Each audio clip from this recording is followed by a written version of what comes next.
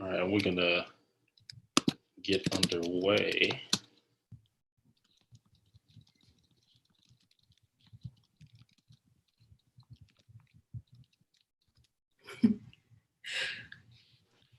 Great. So, welcome everyone out there in the digital and virtual spaces, coming from your living rooms, your kitchens, your dens, wherever you might be. We're grateful to join you here for Luke's Lunch, for the weekly Bible study of New Salem Missionary Baptist Church. My name is Kyle Brooks, and my very capable colleague and conversation partner today is none other than Kadrian Hinton. And yeah, so we're excited to be here with you all, and we're looking forward to going deeper into this next portion of the Bible study. So last week was devoted to the beginning of the book of Jonah, the first chapter and the first 3 verses. And today we're going to be continuing a little bit further through Jonah chapter 1, verses 4 through 6. And so what I'd like to do is take a little time for us to, one, just read through the scripture text and kind of get a sense of what's happening here, and how do we kind of get insight into what's happening in the life and times of Jonah. But first, I want to pose this particular question. And Kadrian, you know, help me on this one. Have you ever slept through an alarm clock and missed an appointment? So I can't say that I've slept through an alarm clock. However, I do have a bad habit of setting the wrong times for the alarm to go off.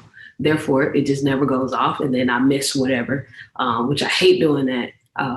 Because I would consider myself a very prepared and timely person. And so to sleep through an alarm clock or like miss it or set the wrong time, I'm like, dang, like this really sucks. I failed. Because anybody knows, like, I'm one of those type that's like early means you're on time, that type.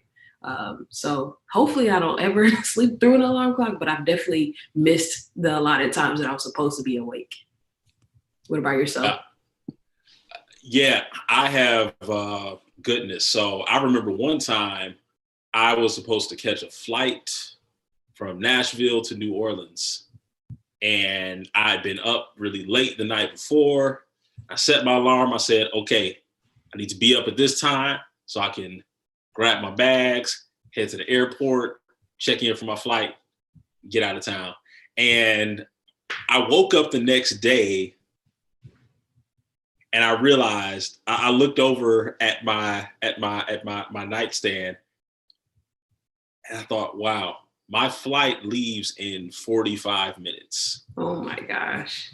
And in that moment, I just made an executive decision. I was like, you know what? I slept through my alarm. There's no way I'm going to make it. I'm just not going to make it. So it's missed flight. Right. And so I had to, I eventually figured it out. I caught a later flight and made things work, but it set me back. I had to readjust my schedule to deal with that. And I got to thinking about, well, man, why was I so tired? Well, because I waited till the last minute to prepare. Mm-hmm. Did stuff that should have been done earlier, but I didn't take the time to do it and to give myself enough time to rest and be prepared. All I know is I was like, okay, I can't make that mistake again. Like, I had to be on point. I got to be prepared. That's full that you thought about, like, you know what, catch a later flight. Cause I'm not gonna lie, I'm the type, I'm like, I should just figure it out. I should just hurry up, get dressed, go there, and then run. And I'm the one running, trying to figure it out and make the time work for me still. So that's wisdom on your part, I would say, in some ways. So, listen, yeah, it was wisdom on the back end. On the back end, exactly. Right, on the back end. But that's like I think a really important idea that, like, it takes a measure of wisdom to be prepared for what's coming, to know what responsibilities you have on deck, and to do the things that get the job done. Because sometimes, like, the stuff we have to do isn't the stuff we want to do. And when I think about what that means for the story of Jonah, Jonah is this figure who has been given a job, given a task by God, and doesn't want to do it. That feels relatable to me. I don't know. Do you feel like, can you think of at least one work task in the last week, Kadrian, that you have not wanted to do? Oh man. So like, I am really good at sending emails. I can do that in the back of my head. But making phone calls is just not my thing. I hate sitting on the phone. I don't want to call anybody, especially if it's like we don't even talk on the phone. Like, I just hate that. So I'm like always tabling, like, you know what? I'll put that on my to-do list tomorrow and the next day and the next day, knowing that it was supposed to be done a long time ago. So definitely, like, phone calls, dreaded piece of my work. Absolutely. I understand that. Like, there's some things that when it comes to work, I can do it smoothly, easily. I have no problem responding. Then there are other things that the moment I think about it, it just brings me dread and I shut down. And so I think about the sort of narrative of Jonah, that he basically, like, I imagine Jonah as the type of person who's like us. You get a work assignment, something comes on your desk or falls in your lap, and you're like, I don't want to do this. I mean, real talk. One of my great struggles during this period of time we're in with this pandemic has been, now I live by myself, which means I cook for myself, which also means I gotta clean for myself. Them dishes. Listen, I can't stand doing dishes. That is one of my least favorite. I will scrub a toilet. I will mop the floor. I will fold clothes, anything before dishes. And I don't know what it is that and I'm like, every time I cook, there's more dishes. Yeah. It never stops. It never stops, Yeah, especially when you're sitting at home, you're realizing, like, dang, I really do use all these dishes most of the time and not even realize it. But yeah. Absolutely. And so there's a kind of, I don't want to just call it laziness, but it's kind of like, I'm kind of asleep on the job. I'm like, there's work I know I need to do that I don't want to do. And I, whether literally or metaphorically, I choose to sleep on the task that needs to happen. And the consequences start to build up when I don't handle it in the right time. Yeah. And so I think there's really something instructive in the story of Jonah that lets us see, hey, there are some jobs you can't afford to sleep on. And there are some ways that God is inviting us into participation in a major work. And in this case, the work of redeeming people who have turned away from God, who have been far from God. And in this case, I think there's something for us to learn in how have I been asleep on the job? How do I wake up and get plugged in? And so I want us to take a little time to just look through those verses. And I think we'll read through, it's not too many verses. So we'll just go ahead and start from the beginning of Jonah. So Jonah, the book of Jonah, the first chapter, verses 1-6. And I am going to share my screen.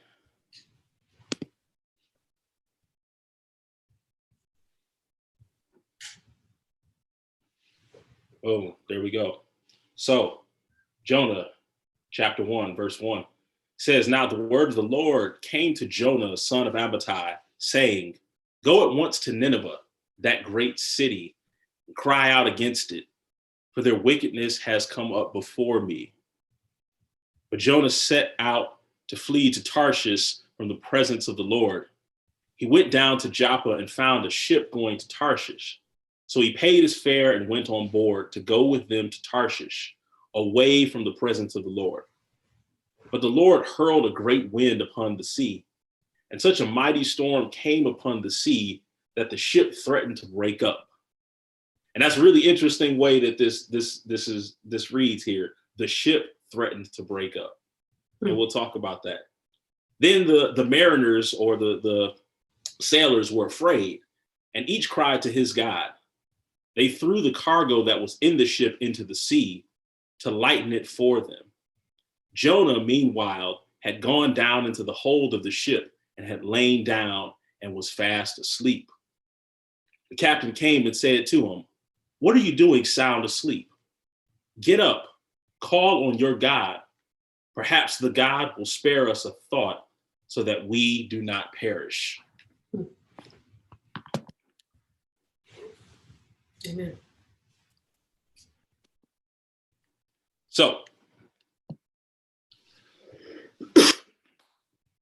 first thoughts, Kadrian. I'd love to hear, what do you think of that passage? What are you hearing from that passage?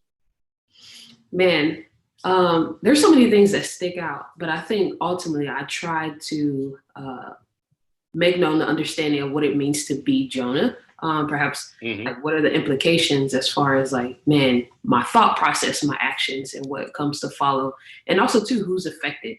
I think that's one of the biggest things that sticks out to me is like, Jonah is, yes, taking action upon himself via independence, but his decisions don't just affect him. And that's one of the biggest things that stick out to me right now. That's really huge. The fact that your decisions don't just affect you. There are consequences to everything we do. Mm-hmm. And it's one thing when the consequences are very minimal. Like if you live by yourself, there are things you can get away with that are going to be a problem if you live with other people. And I can remember coming straight out of college, and for my first 2 years working after college, I had roommates, and I had 3 roommates. Well, 4 every now and again, because one of them had a girlfriend who, was. we've all been there. Listen, everyone has had that unofficial roommate who doesn't pay rent. Exactly. Now, I could deal with a lot if you're paying rent. Seriously. Not. Anyhow, side stream to that. But the fundamental thing is those choices and decisions, they have consequences for everyone else who's involved. And as much as I can learn that lesson with roommates, I think about what it means for Jonah to be in this situation with folk who, it's really interesting. Everyone else seems to have a response to the situation that reflects the urgency of what's going on. Good. Jonah, meanwhile, is in the bottom of the ship, asleep. Have you ever known people who,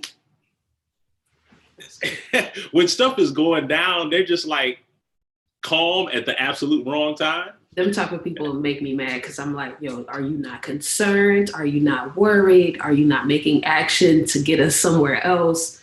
You should be freaking out. Why aren't you freaking out? But yeah, definitely. Yeah, it's like being in the passenger seat while, the driver's flicking through their phone, figuring out, what's next on the playlist. I'm like, ma'am, sir. Your passenger seat brake ain't working? Yeah. Right. Like, I just...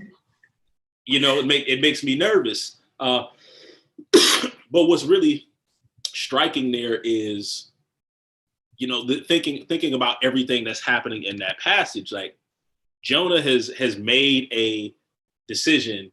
Like, okay, God, I know what you said. Here's what I'm gonna do, and I'm headed in the opposite direction. Like, as far wherever you sent me to go, I'm trying to go as far opposite. Yeah.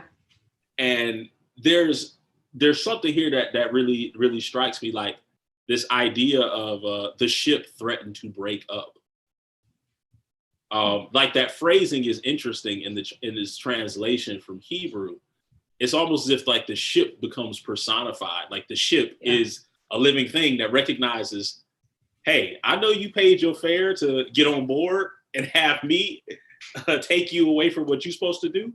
But now that you done involved me in your mess, in your decision, I'm not trying to be involved. Like, it's like the ship doesn't want any part of this. Yeah. You know? And I think like the even the men aboard the ship, the crew, it says each cried to his God. And so we don't know, what their particular belief systems were, or how they understood their own God concepts. But we do know they saw some relationship between what's happening in the natural and physical world and what's happening spiritually.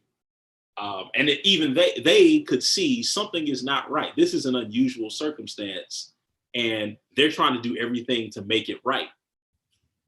And Jonah is not at all. So it's really fascinating to me. And like the captain like ends up coming to him like, hey, you need to wake up. I don't know what's going on out here, but clearly you're not doing what needs doing. And so it prompts me to think about times where I've been asleep at the wheel, or I've been basically running from or dodging responsibilities that I know I have, like things that that I need to do. And particularly, I think about like the way the captain is talking to Jonah. He's not just saying, hey, get your stuff together. He's saying, hey, what you're doing or not doing has immediate consequences for us. We don't want to die because you're not handling your business. Exactly. I think too, it's interesting that even though they're not serving the same God or even know Jonah's God at that point, but the sense of like spiritual urgency that they're feeling, and they have some kind of spiritual insight to say like, hey, something is off, just as well as you said, and they take action upon it and call him out. Like the prophet is being called out. Absolutely. Yeah. And so now he's having to deal with the fact that things are happening in his natural life as a result of a spiritual decision. And which for me kind of raises a good question. And Kadrian, I really would love to hear how you think about this. Have you ever seen a connection between what happens in your natural everyday life and what's going on in your spiritual life? Absolutely. I think to be quite frank, I believe that what happens spiritually and inside, like what God is doing or what we are doing in response to what he is calling to or doing in our lives, it is going to be directly reflected on the outside in our physical actions, mindset, appearances, and, values, if you will. And so I do believe like, I'm gonna just keep it up like 100. Like if I am myself, I am not well on the inside and I am spiritually asleep or spiritually disobedient or spiritually missing what God is handing me or calling me to, it's going to show surface on the outside. You're going to see me miss things. You're going to see me not take things seriously. You're going to see deception kind of creep in, and I'm accepting things that I didn't accept before. So I definitely believe there's a connection between what is happening spiritually on the inside and how it manifests itself on the outside. Absolutely. Absolutely. I mean, I would say really the actions that we take in the world absolutely are reflective of who we are inside, reflective of our character in so many ways. I've said it before that, moments of crisis, I don't think they build character. I think they reveal character. Absolutely. Absolutely. So you start to see who somebody really is when the pressure is on and when stuff is getting messy. And I think about how in this instance, Jonah is placing his own comfort and security over what it is God has called him to do. And I imagine like we don't get a whole lot right in the text explicitly about why Jonah doesn't want to do this. But part of it is he has a negative view of the people of Nineveh and the city of Nineveh. And, given the historical situation, he's got a rightfully point. So. Right. It's rightfully so. Exactly. Yeah. Man. I think even on top of that, just this aspect of like, yo, this is real, God. This is a hard task. And so I don't want to maybe negate or just kind of do away with the idea like this is a hard task that God is asking him to do. However, the truth is that Jonah felt in that moment he could create his own safety or his own fortress because he believed that God wasn't offering him that and it wasn't going to be enough. So he therefore wanted to create his own by running in the opposite direction of where God was calling him to go. Absolutely. I mean, I think you really nailed it right there. Like he's creating his own alternative, his own path, saying, hey, God, I see what you're trying to do, but I think I can work this out on my own. And I know I've been, oh goodness, I've been so guilty so many times I've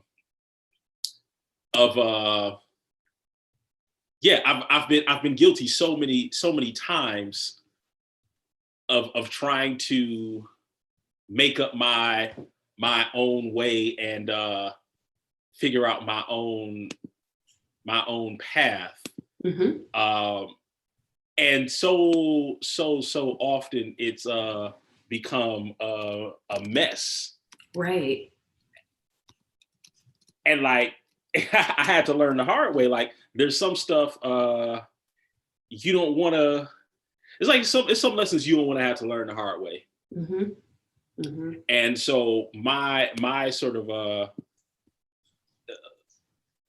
experience in life has taught me like, okay, there are some scars you now carry because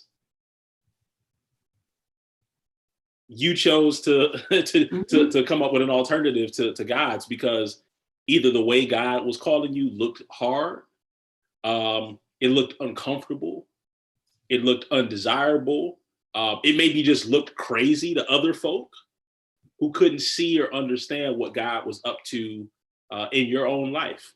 Exactly.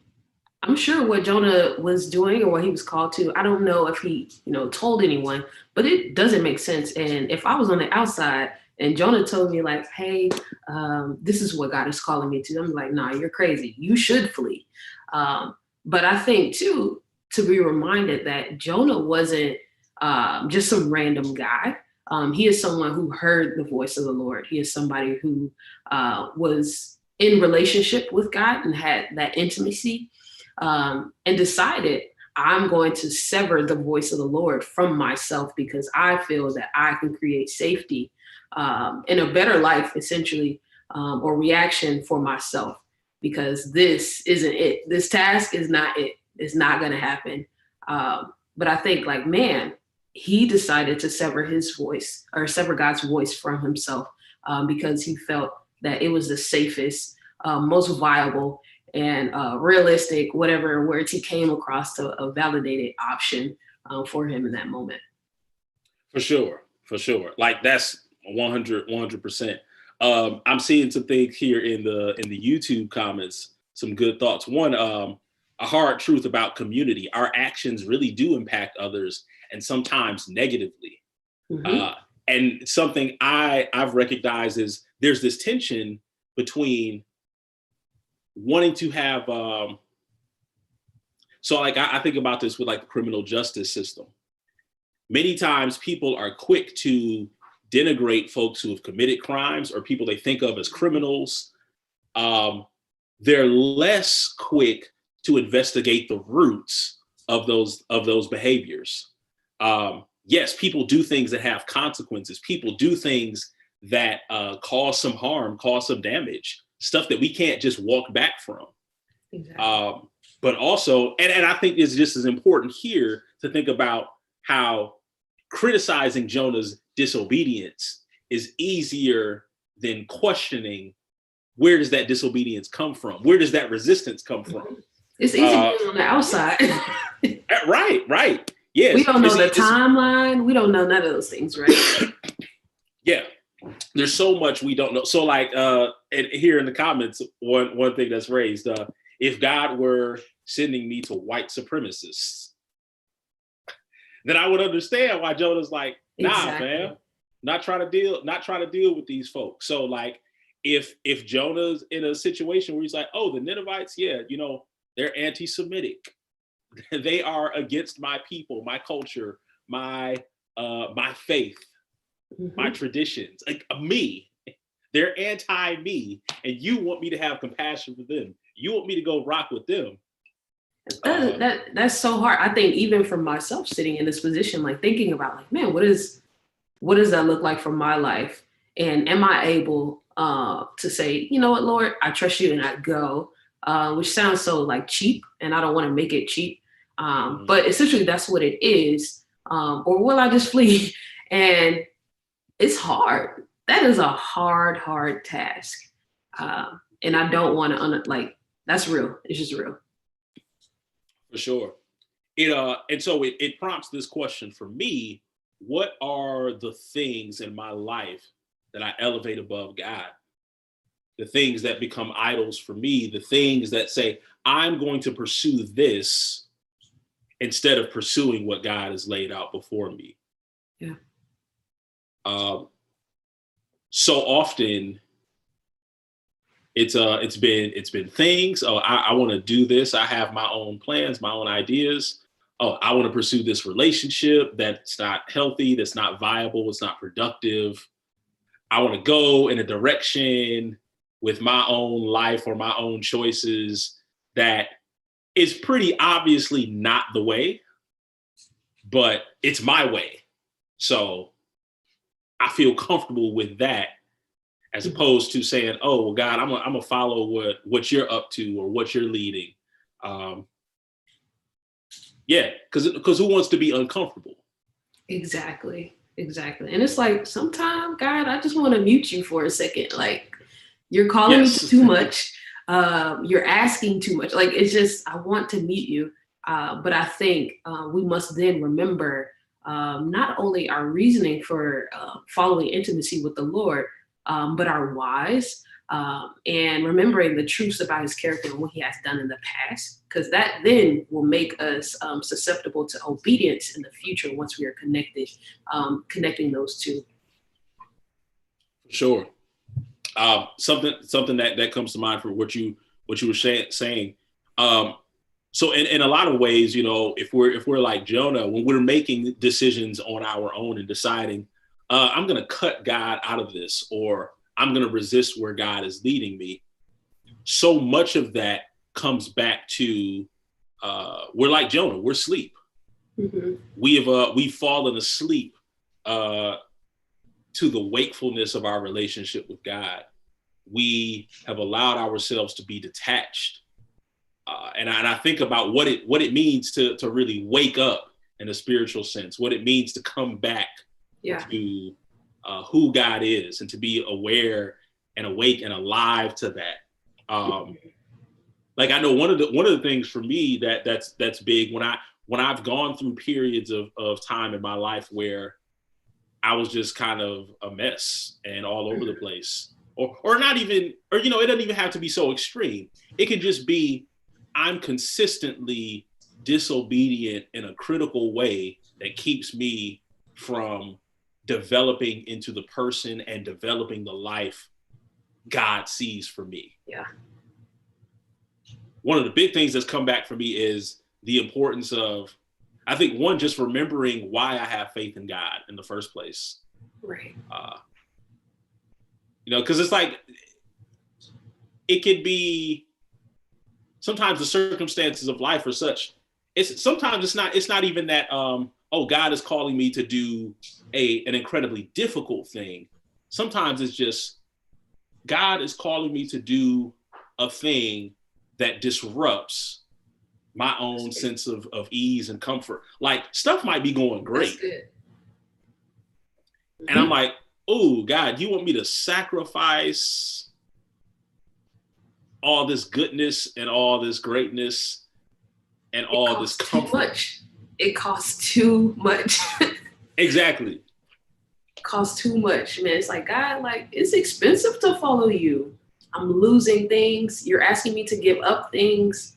And so remembering the cost, or even too, like, why do I want to, remembering the product that you're willing to give cost to, right? And that is just love and intimacy, because that's real. Like, it's like, this is a bit too much, a little too much. Absolutely.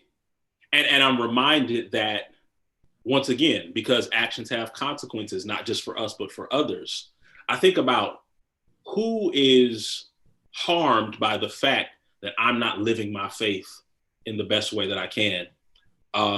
Whose own faith is diminished or challenged or brushed aside because they think, man, I thought for sure that they would be living this thing. I thought for sure that they would be walking in obedience. And I think about what people lose when your life is not the testimony it could be.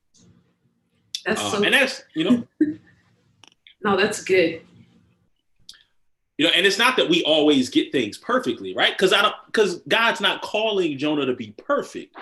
It's calling Jonah to be available, to be present, and to speak truthfully. I think, man, even thinking about, we're not giving too much in the text within Jonah, but like the mariners, like the sailors, I'm wondering, like, what is, I would say, their spiritual stance or position, or even point of view.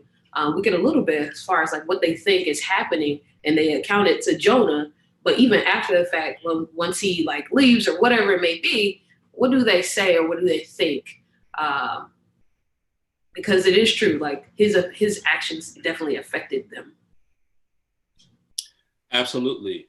I mean, one thing I can say about the sailors on the ship. So if you imagine being a sailor in these ancient times, thousands of years ago, that was not a job for the faint of heart. To be out on the ship, like we don't have navigation systems like we do now. They use their simpler tools to navigate, to guide themselves by the stars.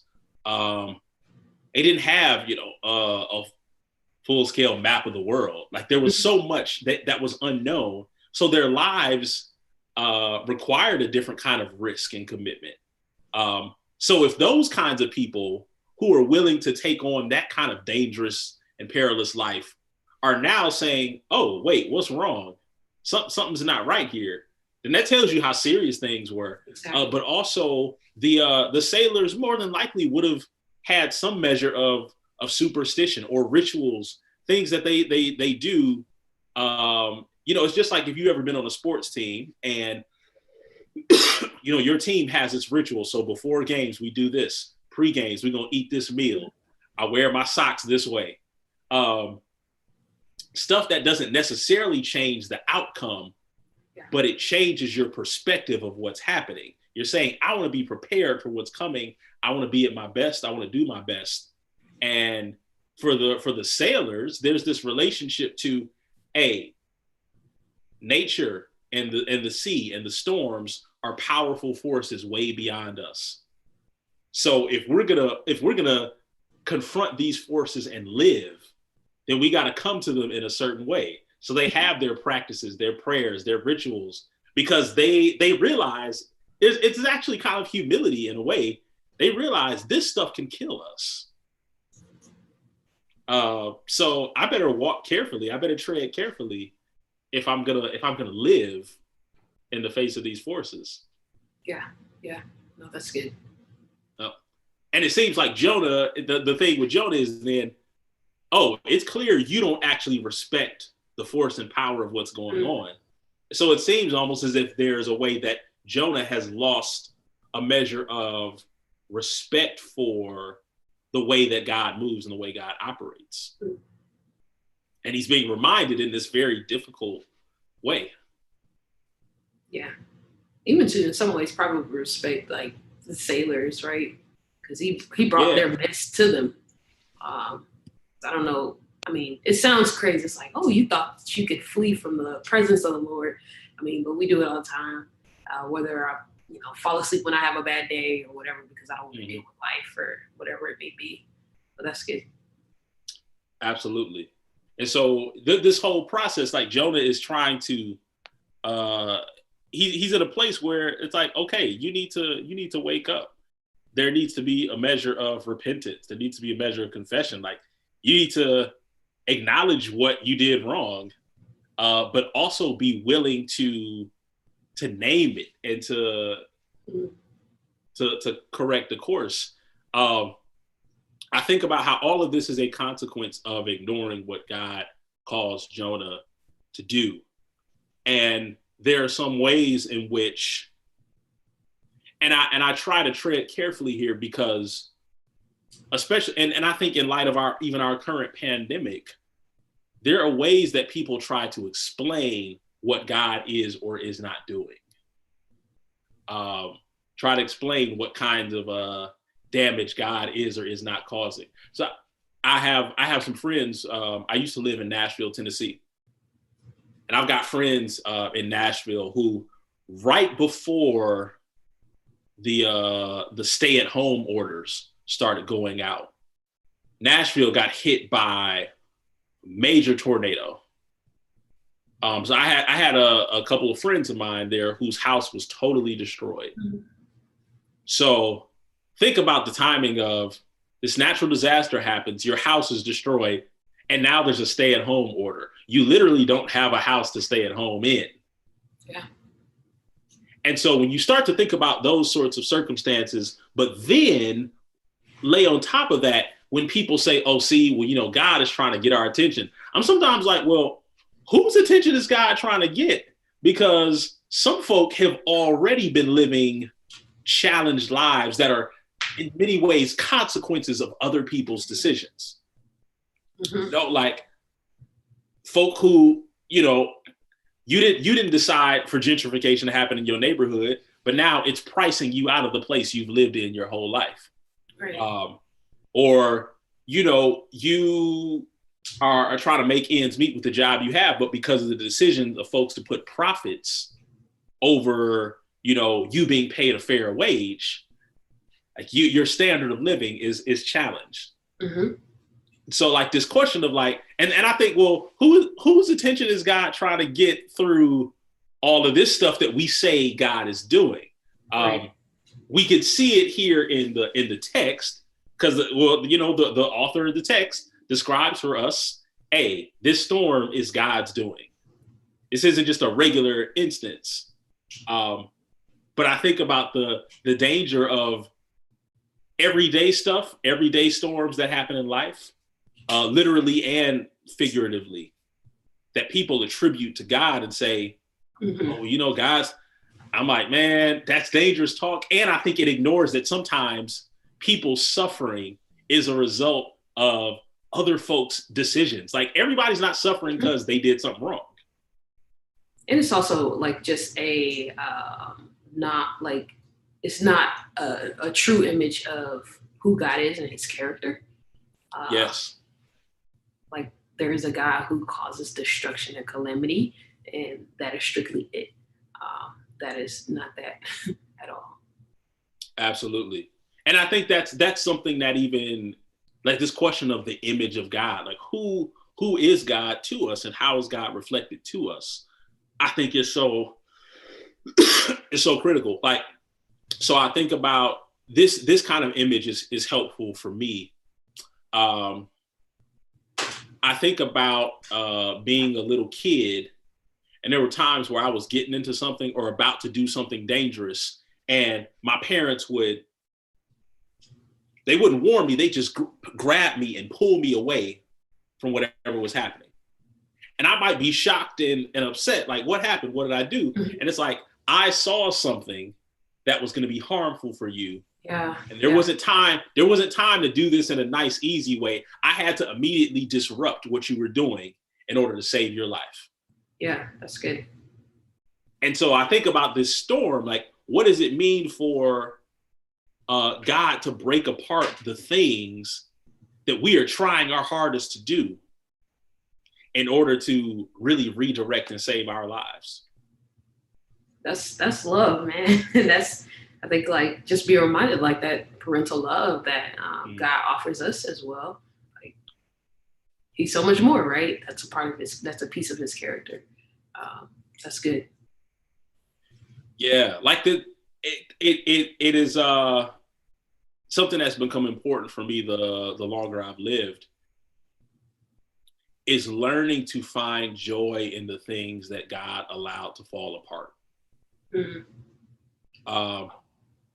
There are many ships, in a sense, that I've tried to get on in my own life that I realized God's intervention saved me a lot of trouble, a lot of heartache. There are ways in which, and I think sometimes even when God disrupts things, sometimes it's heartbreaking to live through the disruption. And sometimes we have to mourn. Yes. Like, and I've been at times angry with God. Like, God, I did all the stuff I thought I was supposed to do, and this is my reward. Like, you take away from me the thing I wanted.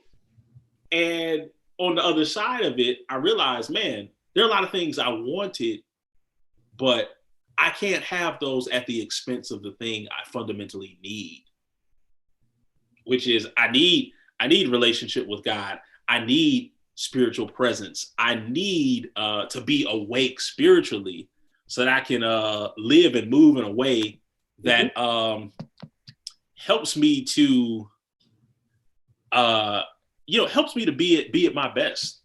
Helps me to be able to trust that God has good plans for me, that God is not trying to play me. God is not trying to pull the wool over my eyes, that God actually loves me, you know? And I think too, it's important to note that in the midst of all these ships, right? And even us kind of like, all right, you know what, God, I remember who you are. Let me walk with you. But in that, like, that we don't have to, we can talk back, and it's okay to, like you said, grieve, give our feelings, and be upset. It is a-okay.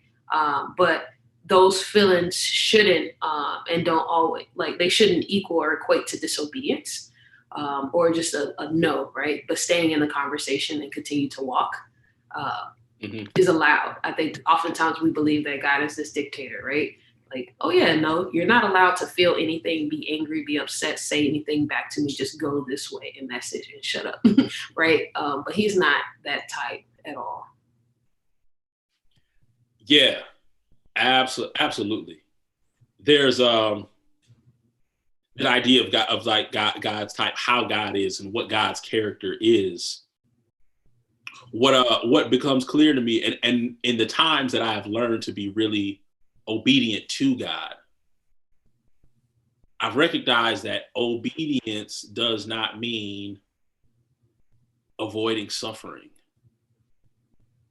And that when I was able to understand, like, hey, your suffering in life is not, there are times where you suffer because of your disobedience.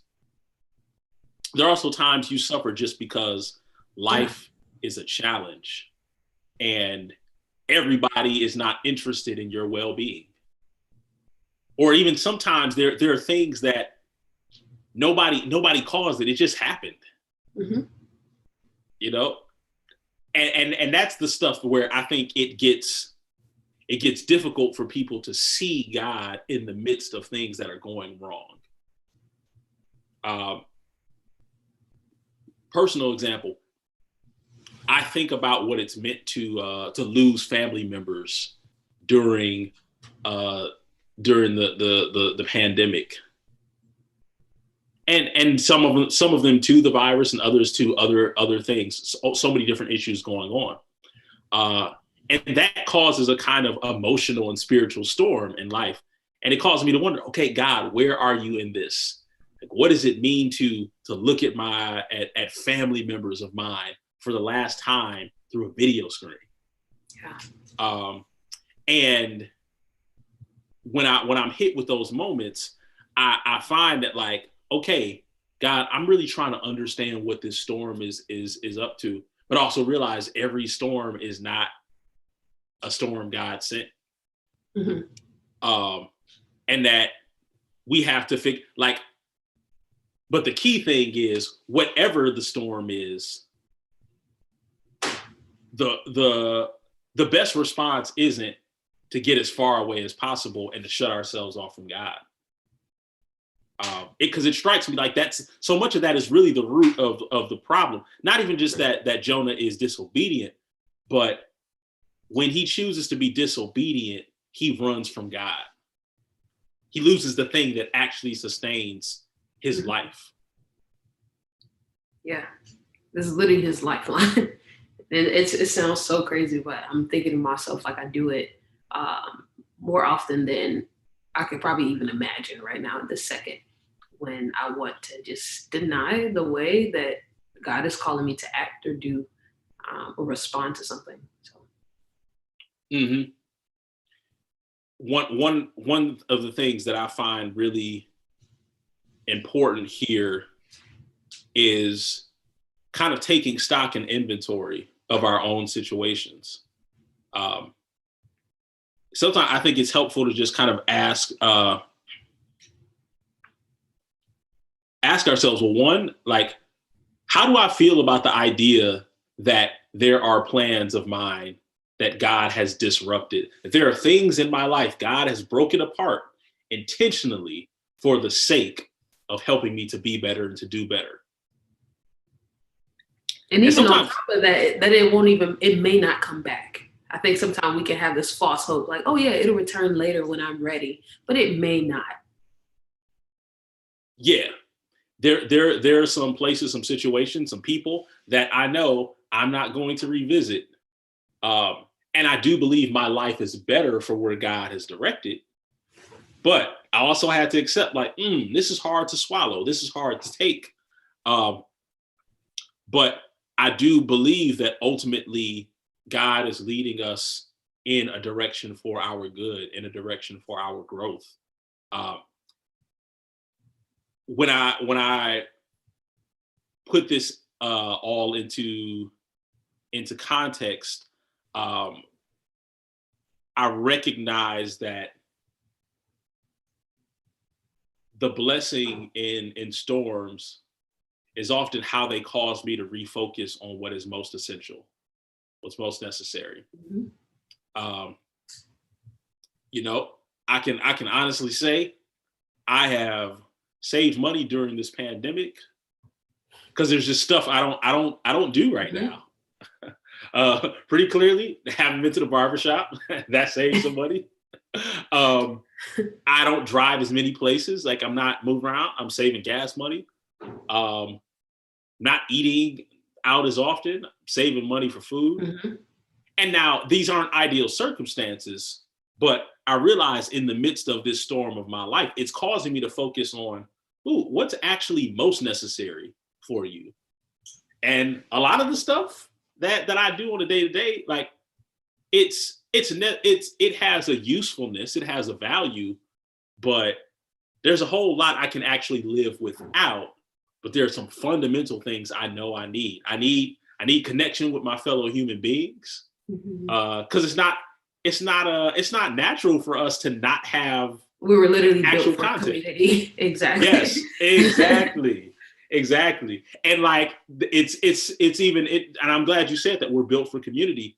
Noah, in so many ways, is running away from any kind of community. He's not just isolated from God, he's isolated from people. He's isolated from any meaningful accountability. And so it's fitting to me that the sailors and the captain are like, hey, you need to wake up. Because even people around us, I think, can be aware when we're not responding to a storm in the best way possible, Them, are you good texts? Are you good, sis? Like, what's up? Like, them calling out. I need those things because I'm like, Sometimes I got storms, I got sailors that I'm accountable to because of my actions. I have God trying to speak and say something. I have my own disobedience and me trying to sit with that I decide not to. That I'm just like, you know what? I'm going to go to sleep. And so I need community to tell me, hey, you do need to wake up. You are tripping right now. God is calling you to this. God is your protector. He is your fortress. He's your safety, your shield. And just to remind me of what God has done, but also to his character so that I can move forward in the task. But I think like in that moment, God was so gracious. And it sounds so funny because this is a storm, right? And there's so many things happening, but so gracious to send forth word via the sailors to Jonah to say, hey, you need to wake up. Like, I'm sure it was panicked. I'm sure it was urgent. But what if God didn't? What if he said, I ain't sending no sailors, or like, there's no need for the sailors to intervene, if you will. And Jonah just stayed asleep. I think it's grace that the sailors are saying, hey, wake up. Yeah, absolutely. There's grace at work in that. And I think that kind of ultimately brings us to, I think, a really good place with this text. And so the question for me is ultimately, hey, how do we understand the storms that God brings into our lives? What do we think is their purpose? And what do we do to find our way back to meaningful relationship with God? Mm-hmm. The storm reminds me that no matter where Jonah goes, God is there. That in a way he cannot escape God. And so we have to ask ourselves the question of, what is it we're trying to escape when we think we're escaping God? Yeah. Yeah.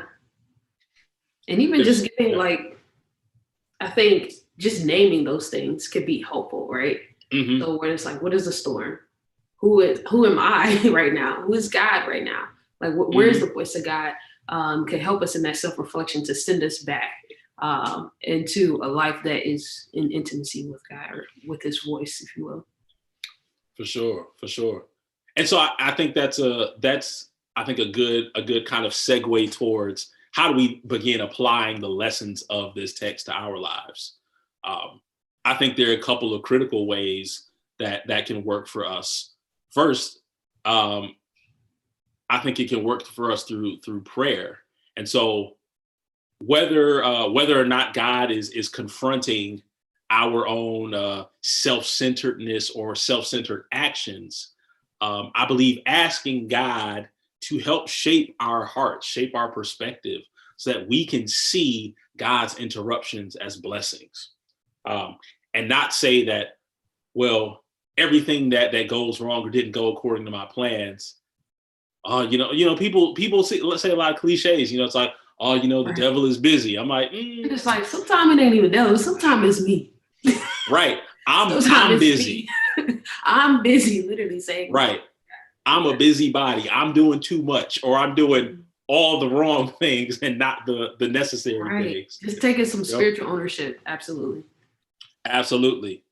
And related to that, I think the people, when we say we're created for community, we need to be able to listen to other mature people in our lives, other followers of God who, one, can give us perspective. Because I guarantee when I think of mature followers of God who are in my life, who engage with me, connect with me, all of them can point to moments where God disrupted things they thought were going to go one way, or that they had planned to go a certain way.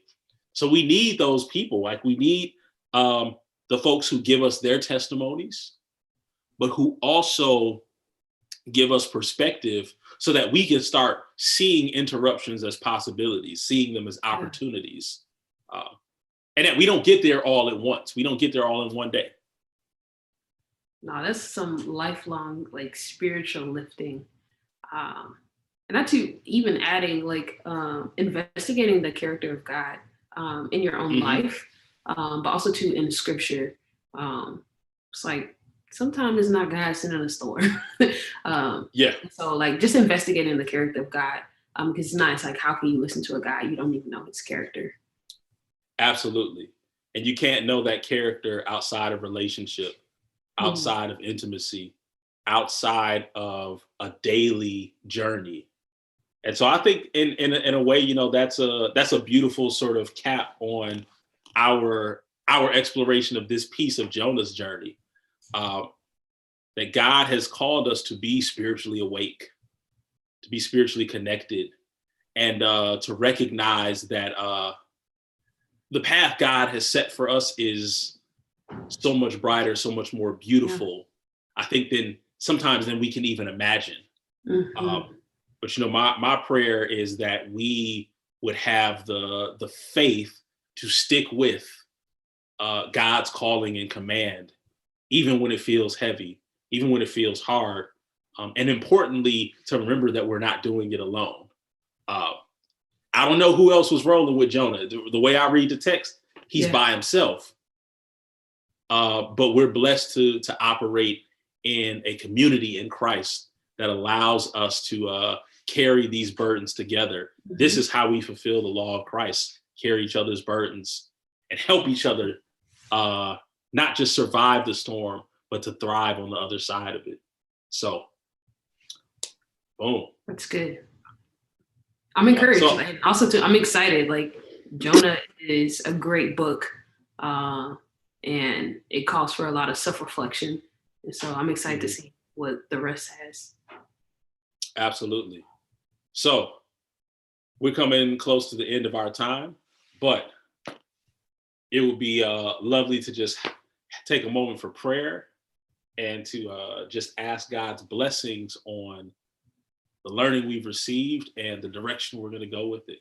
So those of you who are listening, tuning in, watching, I invite you to take a posture of prayer, whatever is comfortable for you, and let us pray together. God, we give you thanks for the ways that you are disrupting our lives with love. We give thanks, God, for the redirections that took us away from dangerous pitfalls. God, I recognize that in this era, in this moment of our lives, we are living through circumstances we have not seen before. We are trying to adapt to uncomfortable callings and difficult challenges in front of us. And the answers don't always come easily. But God, in the midst of uncertainty, we look to you. You are the author and the finisher of our faith. You are the one who has given us guidance in the midst of the storm. Help us, God, to see our storms as opportunities, as possibilities. It doesn't always take away the pain or the difficulty.